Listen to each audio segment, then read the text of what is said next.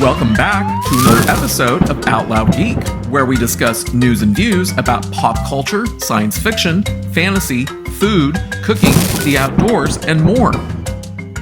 The annual star-studded, announcement-driven spectacle that San Diego Comic-Con has typically been, and that typically generates so much hype that badges to attend the event often sell out in under 90 minutes, many months ahead of the event, isn't actually going to be particularly exciting this year, as a growing number of major Hollywood studios and streamers are either pulling out altogether or won't have any panels if they attend at all.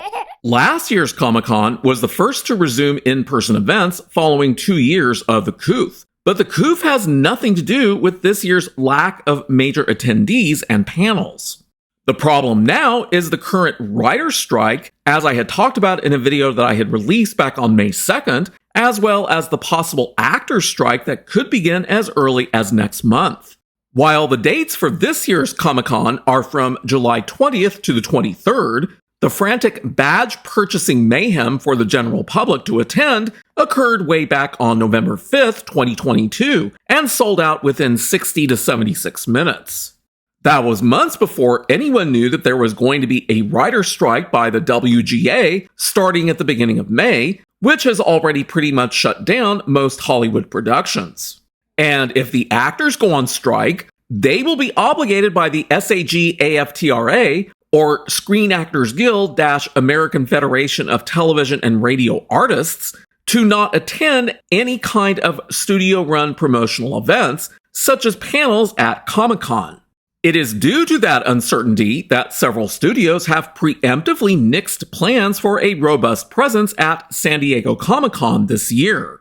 Disney and its subsidiaries, Marvel Studios and Lucasfilm, are not planning any panels, which has cut off the chance to showcase the casts for upcoming projects like The Marvels, Loki Season 2, Ahsoka, and Haunted Mansion. HBO, which has True Detective Season 4 coming out soon, and House of the Dragon Season 2 still in production, is not going at all. Nor is Sony Pictures, with its Gran Turismo and Kraven the Hunter movies premiering later this year. Also absent from Comic-Con will be Universal Pictures, so it won't be promoting such films as Last Voyage of the Demeter, Strays, or The Exorcist, which are all opening later this year.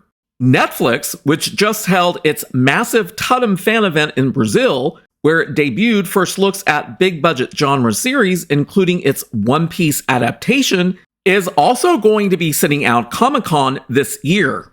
Other studios are still maintaining a wait-and-see posture. Warner Brothers, which needs a robust PR boost for upcoming DC features Blue Beetle and Aquaman and the Lost Kingdom, has yet to roll out skipping Comic-Con. And the company's streaming service, Max, is planning on bringing some animation titles to the convention.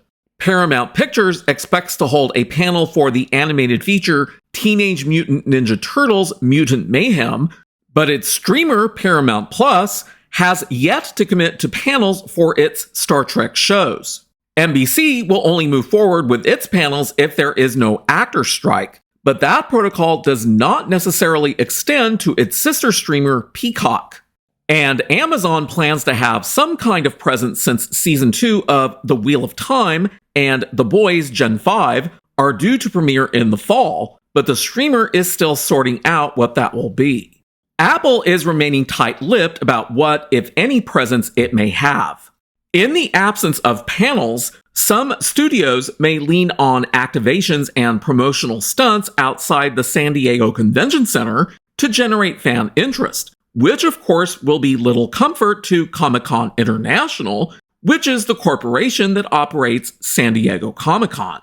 Comic-Con spokesperson David Glanzer provided a statement that avoids saying anything definitive about how Comic-Con may look in the wake of an actor strike, but does make clear that organizers expect to go on with the event regardless, saying, "With regard to the strike and its possible effects on Comic-Con, we tend to refrain from speculation or forecasting.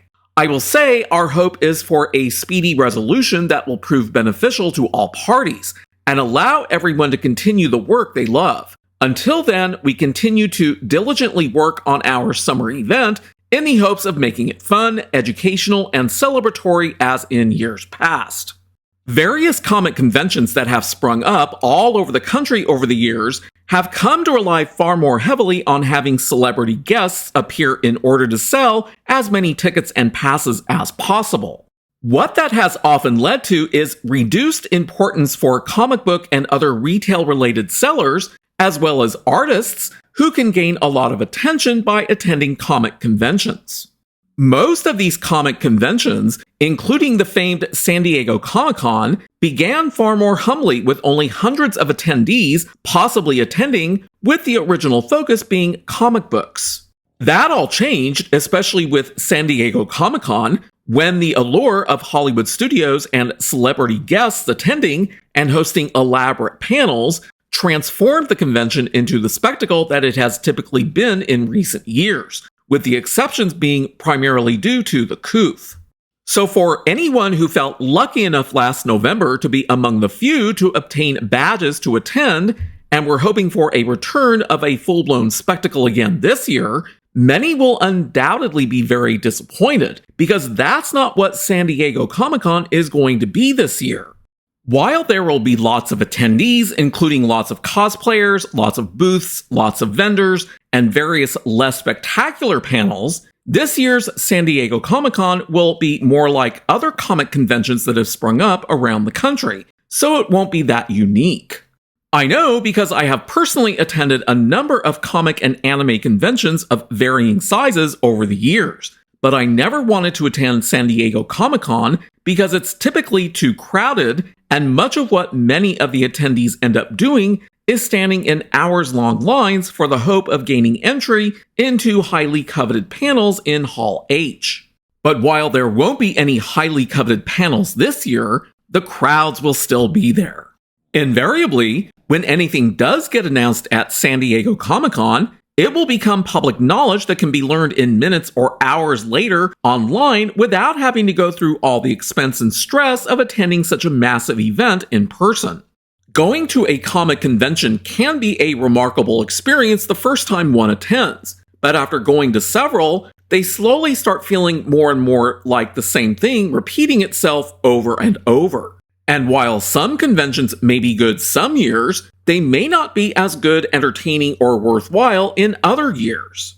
Attending a comic convention becomes an expensive gamble because, just like with San Diego Comic-Con, passes and badges typically go on sale long before anything is known about what guests may attend, while everything else will typically just be more of the same as in past years. And that's one of the reasons why I stopped going to them altogether years ago. I became unwilling to spend a lot of money and time on a convention that would more than likely be disappointing. And now I wonder how many will be disappointed by this year's lackluster San Diego Comic-Con, after having spent a lot of their own time and money to attend. Thanks for watching today, and a huge thanks to everyone who has subscribed to our channel. We appreciate your support. If you enjoyed this video, please press the like button, and please feel free to share a comment. If you'd like to see more of our videos in the future and help support this channel, please press the red subscribe button, and please press the bell to receive notifications for new content. You can also find us on Facebook and Twitter by clicking on the links in the description. Until next time, this is Out Loud Geek.